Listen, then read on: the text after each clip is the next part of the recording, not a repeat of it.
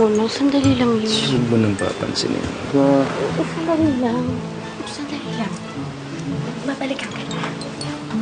Babalikan. Mamaya, tingnan mo natin. Ibabalik ka. Huwag na. Sige na. Babalikan ka, promise. Sandali lang. Kawawa naman. Wait lang. Mami!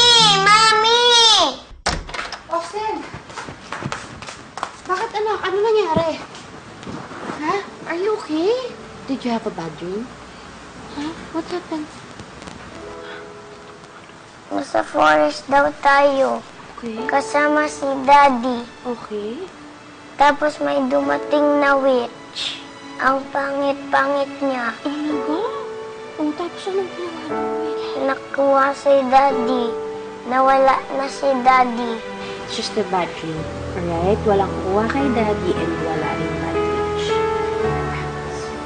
You want some honey? Okay, go back to sleep. I love you. I love you too. Thank you. Sleep.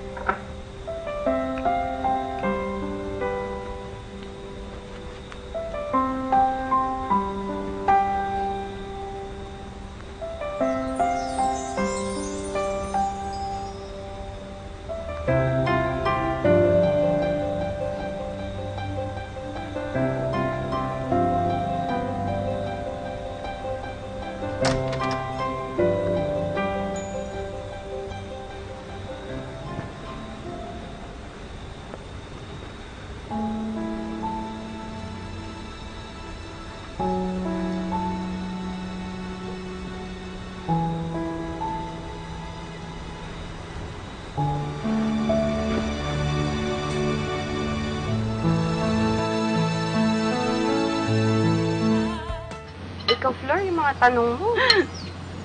Sus, ano naman ngayon? Matanda na tayo para pag-usapan yung sex, no?